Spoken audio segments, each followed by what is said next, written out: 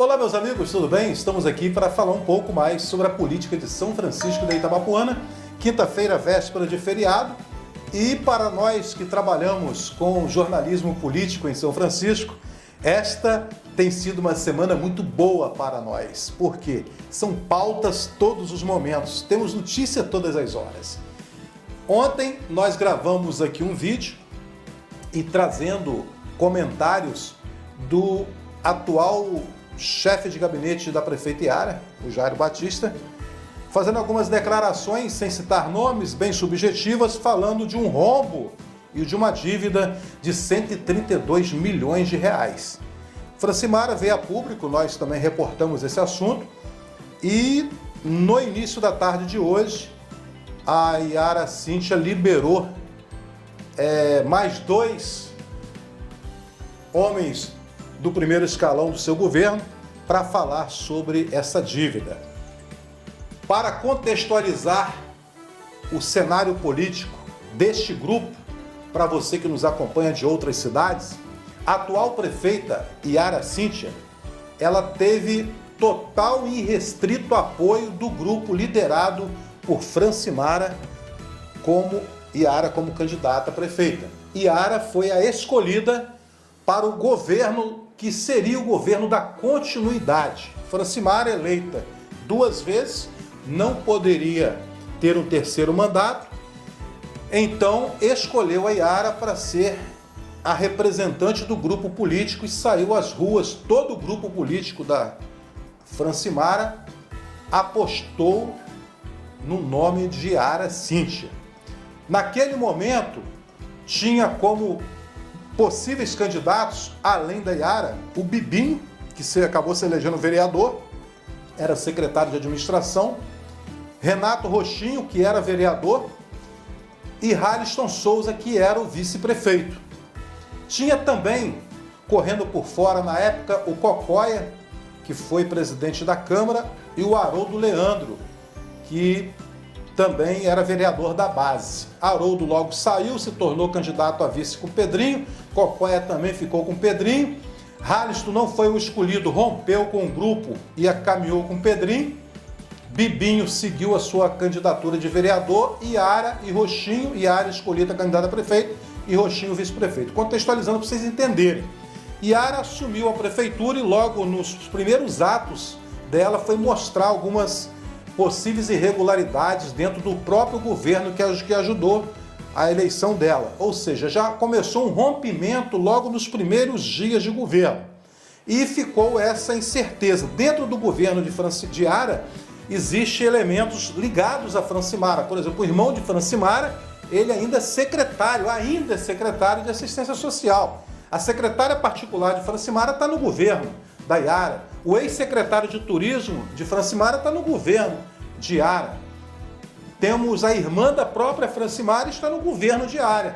Mas esta semana, o que era murmurinho na cidade, que as duas estavam rompidas e as duas não tiravam foto juntas, não tomavam do mesmo café, não tomavam do mesmo suco, veio à tona com a declaração nesta quarta-feira do Jairo Batista, chefe de gabinete, que teria um rombo de 132 milhões na prefeitura.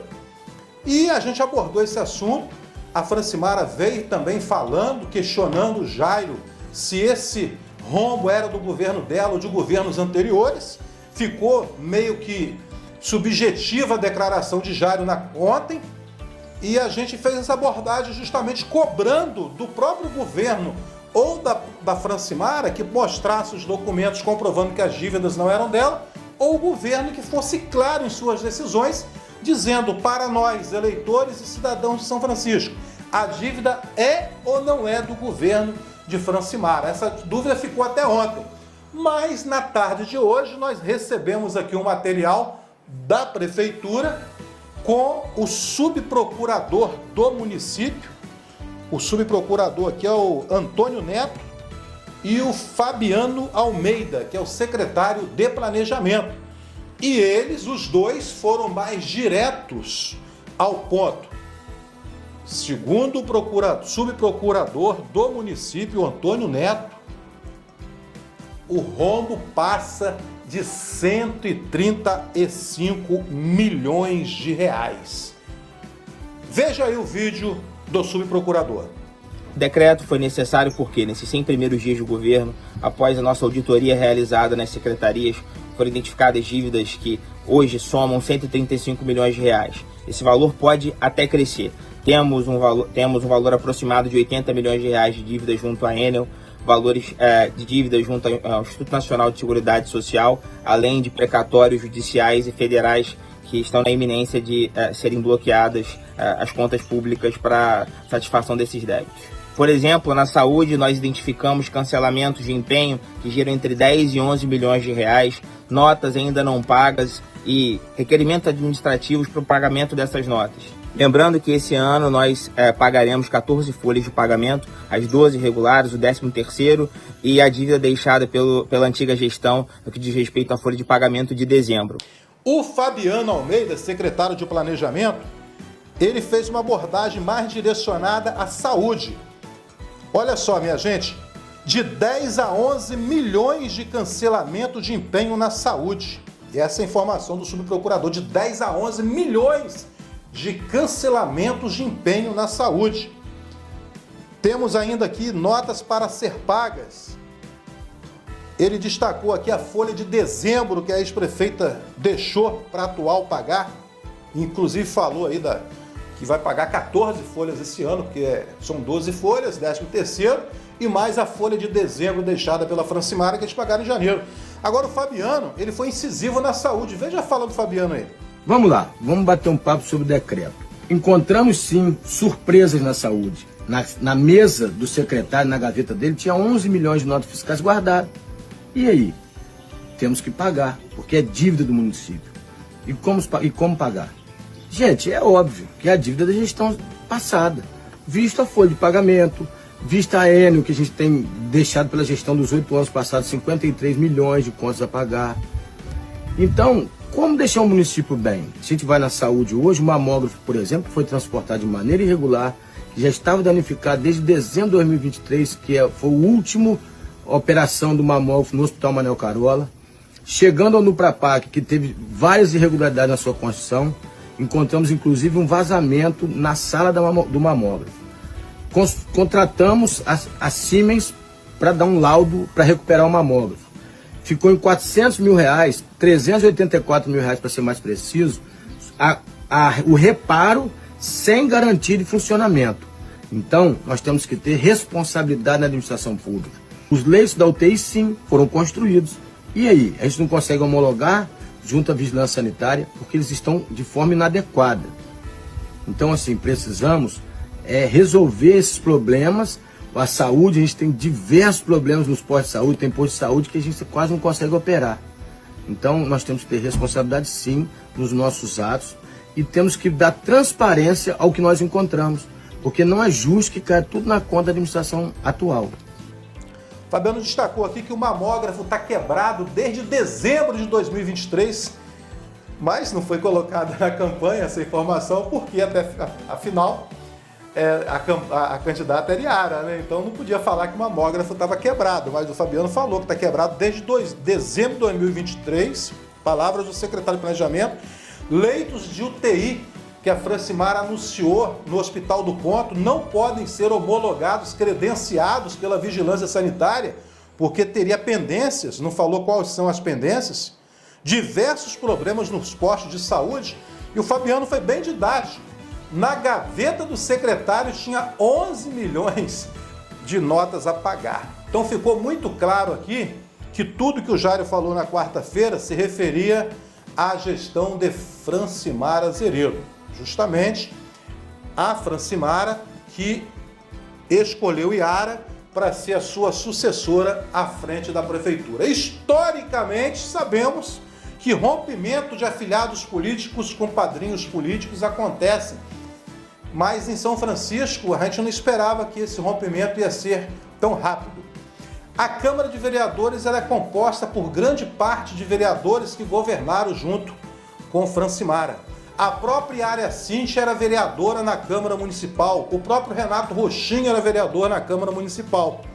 E nenhum desses vereadores, inclusive a Yara, vereadora na época, questionou problemas na gestão de Francimara. Nenhum deles. Todos tranquilos, todos tranquilos. Quem fazia uma oposição razoável em busca de obras, tinha apenas um vereador, que hoje também já está na base da Iara.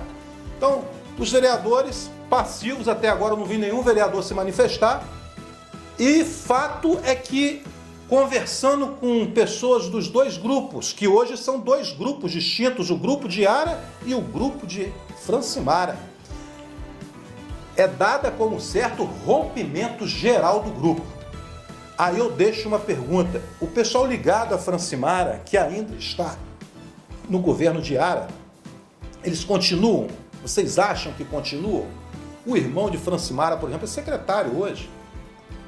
Será que ele continua no governo de Iara diante de toda essa celeuma? Existe uma auditoria dentro da prefeitura fazendo levantamento das coisas erradas, que, segundo o pessoal levantou até agora, deu aí mais de 35 milhões de reais.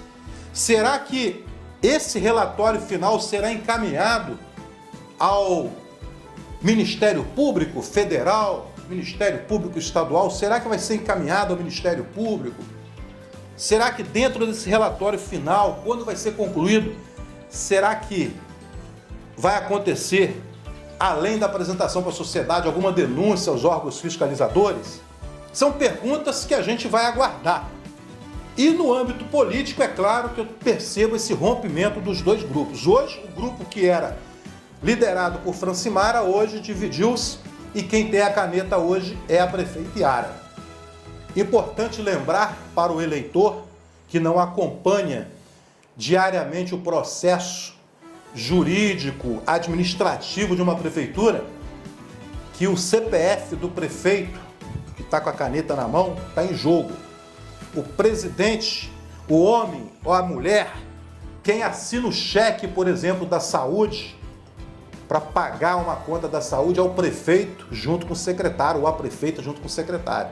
Então, Iara, prefeita, está com a caneta na mão, deve ter encontrado lá, além desses problemas já anunciados, outros problemas, e ela, evidentemente, não quer que isso vá cair no seu CPF.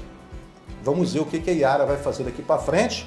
Ela fez um decreto de 100 dias de contenção de gastos, nomeações, novas contratações, tudo proibido, novos contratos, a não ser que sejam contratos de ampla necessidade. Vai dar uma enxugada para tentar reorganizar a casa. Com isso, ela também ganha um fôlego daquela militância que está atrás de uma vaga de trabalho, do vereador ligando todo dia querendo vaga de emprego. Ela vai dar uma descansada com essa cobrança, mais esses 100 dias, e espero que esse relatório final venha a ser apresentado para a gente, para a sociedade. Nós falamos muito aqui da Francimara, o espaço está aberto para a Francimara para falar, mas ela tem a rede dela, tem usado a rede dela com frequência. Eu acho que ela vai voltar novamente à rede para falar alguma coisa, mas o fato é que Iara foi como se quem vencesse a eleição fosse a oposição. A Iara está fazendo o que uma verdadeira oposição faria em uma prefeitura. Uma auditoria, levantar tudo, colocar para a sociedade, e não sei se vai colocar aí também para o Ministério Público e para os órgãos fiscalizadores, acredito que vai chegar. Vou deixar um vídeo aqui no final para que a militância política, o pessoal que vive da política de São Francisco, possa avaliar. Esse vídeo é um recorte de uma fala da ex-prefeita Francimara Azeredo com relação a Haliston, que até naquele momento era o vice-prefeito dela. Haliston seria um candidato do grupo. Como foi escolhida a Iara, ele rompeu com o grupo. E a Francimara falou isso aí do Haliston. Veja aí quando ela ganhou a eleição junto com Iara. E hoje, eu só vou citar um nome. Haliston Souza. O atual prefeito dessa cidade. O atual não, o ex. O atual é Renato Rochinha.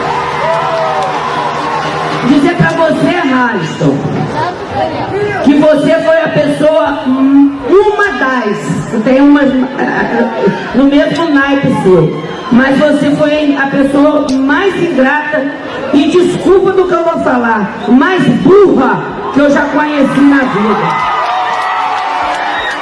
Isso é tudo.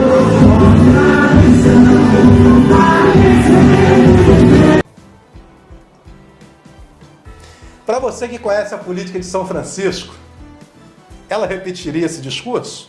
Sim ou não? Grande abraço, a gente volta em uma próxima oportunidade.